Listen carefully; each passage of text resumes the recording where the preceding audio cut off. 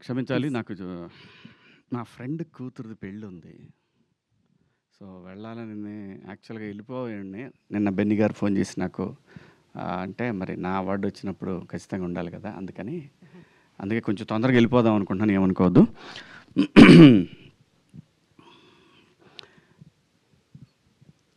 Women's day సందర్భంగా ప్రతి ఆడపిల్లకి, ప్రతి అమ్మకి, అందరికీ నా హృదయపూర్వక శుభాకాంక్షలు. దండోరా!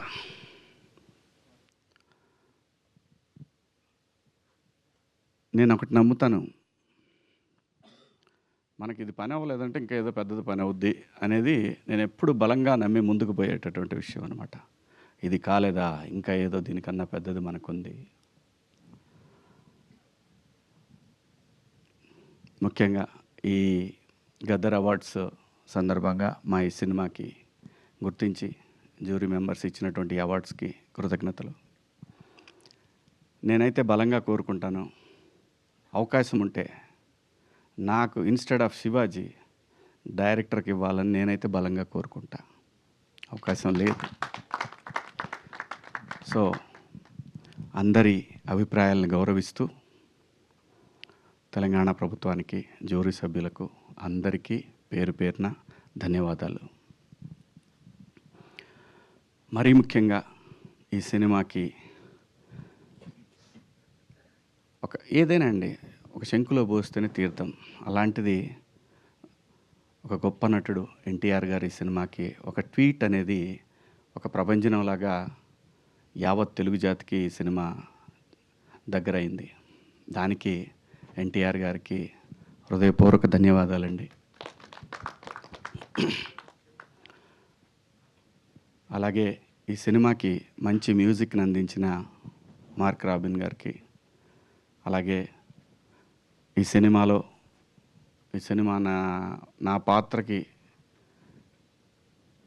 ఈ పాత్రని డైరెక్టర్ గారు అడిగినప్పుడు నన్ను అంగీకరించిన బెన్నీ గారికి, అలాగే ఈ సినిమాకి ఇంత మంచి అప్లాజ్ రావడానికి కారణమైన ఈ విజువల్స్ ఇవన్నీ తీసిన కెమెరామెన్ వెంకట్ గారికి, అలాగే ఎడిటరు ఒక మహిళ సృజన, తనకి పనిచేసిన ప్రతి టెక్నీషియన్‌కి ఈ అవార్డు వెళ్తుందండి. అందులో ఎటువంటి సందేహం లేదు. Everybody deserve for this. అనుమానమేం లేదు. అందరూ ఎంత గొప్పగా యాక్ట్ చేశారంటే ప్రతి ఒక్క ఆర్టిస్టు ఈ ఒక్క సినిమా తెలుగు టాలెంట్ ఎంత ఉందనే దానికి ఒక చిన్న మీటర్ అండి. ఒక చిన్న మీటరు.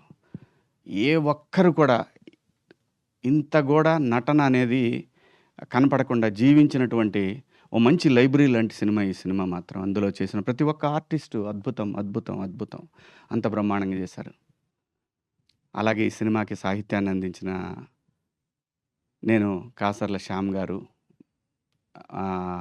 పూర్ణాచారి, ఇంకా శ్రీమణి అందరూ కూడా అండి ఎంత బ్రహ్మాండంగా ఇన్వాల్వ్ అయ్యి రాశారు.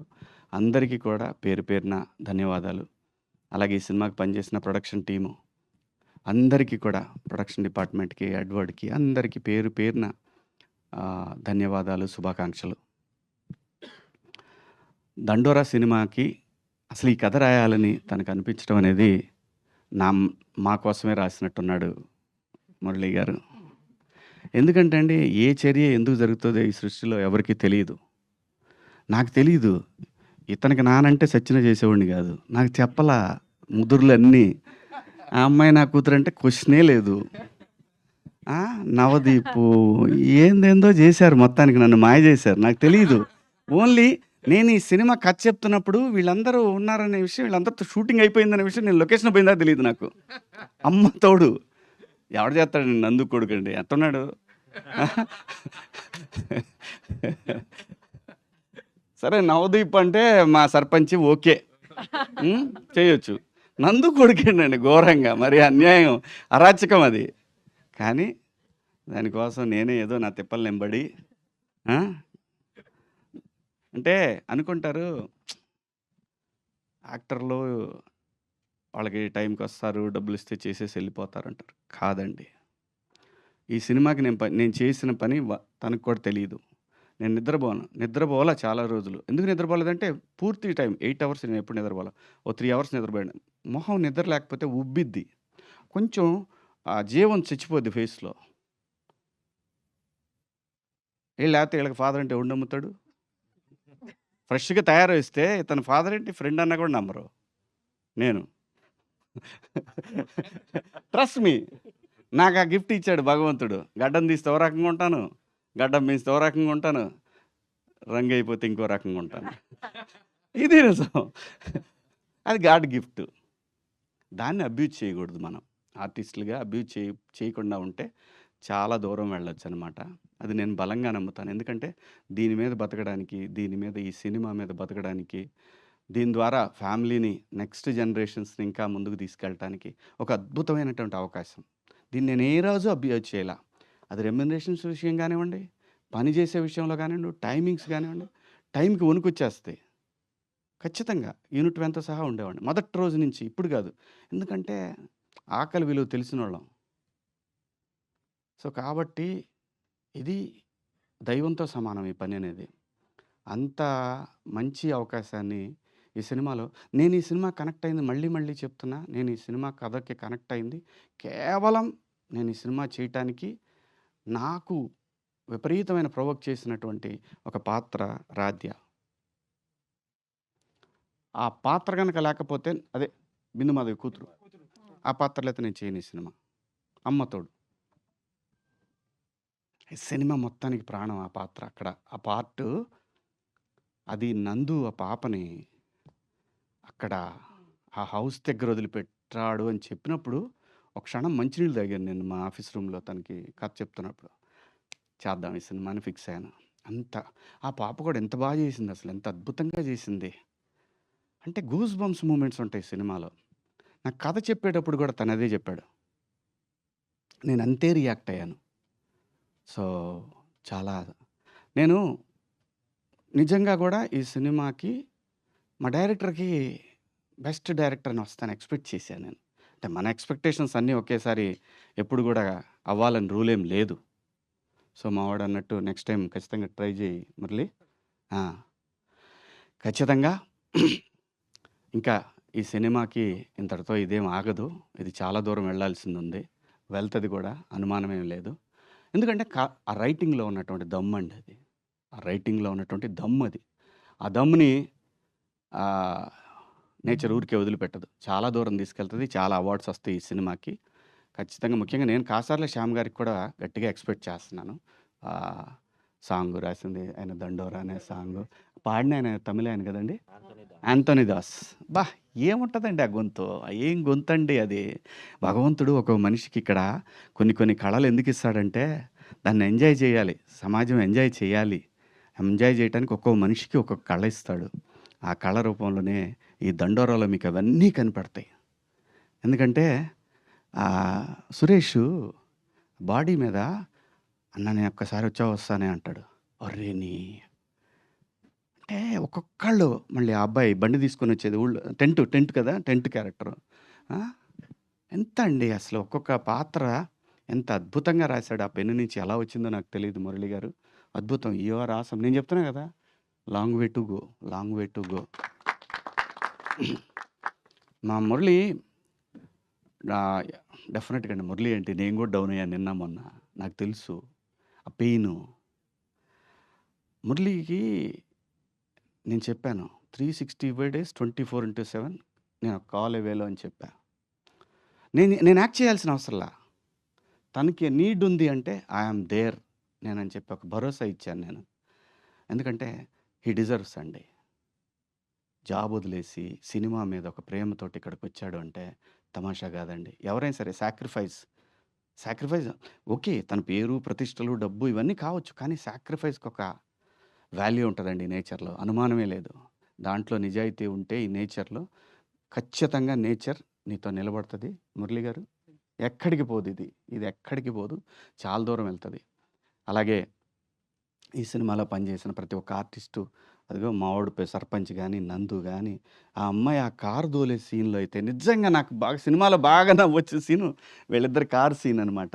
అలాగే మన తమ్ముడు నా నా అల్లుడు రవికృష్ణ అబ్బాయి పేరు ఎప్పుడు కన్ఫ్యూజే నాకు. రవికృష్ణ కానీ ఎంత బాగా చేశాడండి, ఎంత బాగా చేశాడు. తను ఉందిలేమ్మా, గుర్తుంది.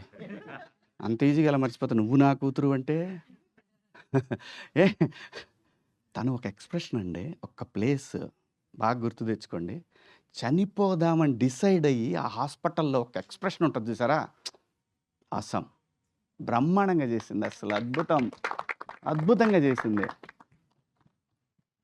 నందు సైక్ సిద్ధార్థ్ ఓకే, ఎరక్కొట్టాడు. ఇంకా ఎవరున్నారు, రాధ్య నెంబర్ 1 ఆ పిల్లకే ఇస్తాను నేను, రాధ్య. అలాగే బిందు మాధవి గారు, చెప్పనండి మీరు చెప్పండి. అలాగే బిందు మాధవి గారు, ఆ రోజే చెప్పాను నేను, తెలుగులో అమ్మాయిలకు కానీ అబ్బాయిలకు కానీ టాలెంట్కి కొద్దవే లేదండి.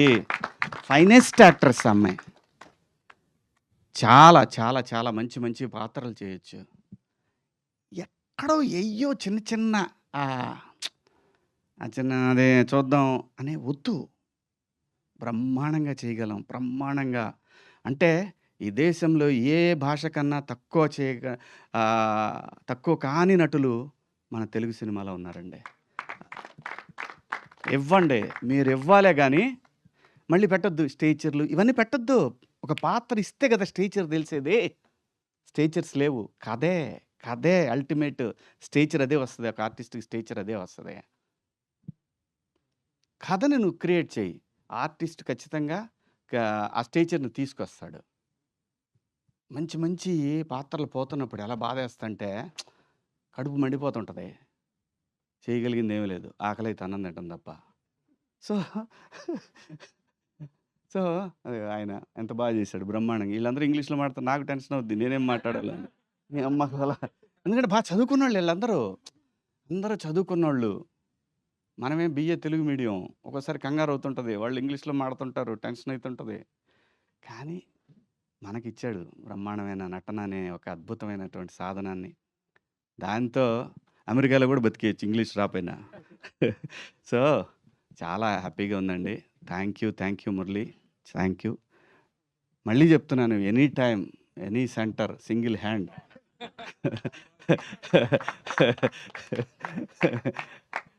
నిజంగా మురళి చాలా గొప్ప డైరెక్టర్ అవుతాడు. ఇంకా భవిష్యత్తులో మంచి మంచి సినిమాలు చేస్తాడు ఆయన సినిమాలకి నేను పని చేయకపోయినా మురళితో ఉంటాను, ఇది నా ప్రామిస్, అనుమానమే లేదు. ఇంకెవరి గురించి చెప్పాలా, ఇంకెవరున్నారు? మనందరూ రాజశేఖర్ గారు, మాది జర్నీ నడుస్తూనే ఉంది. అందరూ కూడా మావాడు నవదీప్ రాలేదు ఇవాళ, మావాడు ఏ టూర్లో ఉన్నాడో, ఏడ ఉన్నాడో మరి, సర్పంచ్ సాబ్ ఏడ తిరుగుతున్నాడో ఈ భూమి మీద. అద్భుతంగా చేశాడు, మంచి యాక్టర్, తెలుగులో మనకి one of the finest actor.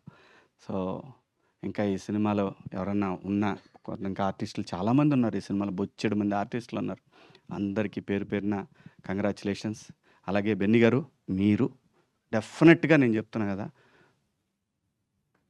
Long way to go. కొంచెం కొరతనం ఉంది మావాడి దగ్గర, అది మాత్రం నేను ఖచ్చితంగా చెప్పాలి. ఎందుకంటే లైఫ్లో అండి అవకాశాలు చాలా వస్తాయి, ఈ ఏజ్లో ఎక్కువ వస్తాయి, ఏజ్ దాటిపోయినాక ఎవడ పట్టించుకోడు మనకు. ఇంకా గొప్ప గొప్ప సినిమాలు తీస్తాడు, ఇది మాత్రం గ్యారంటీ, అనుమానమే లేదు. తనకి భగవంతుడు ఆ స్కిల్ ఇచ్చాడు, కథను జడ్జ్ చేసే ఒక స్కిల్ ఇచ్చాడు. మనకి తెలుగులో గొప్ప సినిమాల పేర్లు తీసుకుంటే బెన్నీ గారి పేరు కూడా వస్తుంది. ఇంకా నెక్స్ట్ రాబోయే సినిమాలు కూడా ఖచ్చితంగా మంచి కథలు పట్టుకుంటాడు, చాలా దూరం వెళ్తాడు. ఈ పేరు గుర్తుంటుంది. అలాగే మురళి గారి పేరు ఎట్లయితే గుర్తుంటుందో ఈ పేరు కూడా గుర్తుంటుంది ఖచ్చితంగా. అందరికీ ఈ సినిమాకి సహకరించిన మీడియా మిత్రులకు, తెలంగాణ ప్రభుత్వానికి, అలాగే జ్యూరీ సభ్యులకు, ప్రతి ఒక్కళ్ళకి కూడా పేరున ధన్యవాదాలు. Thank you so much. I love you all. Thank you sir. Thank you so much.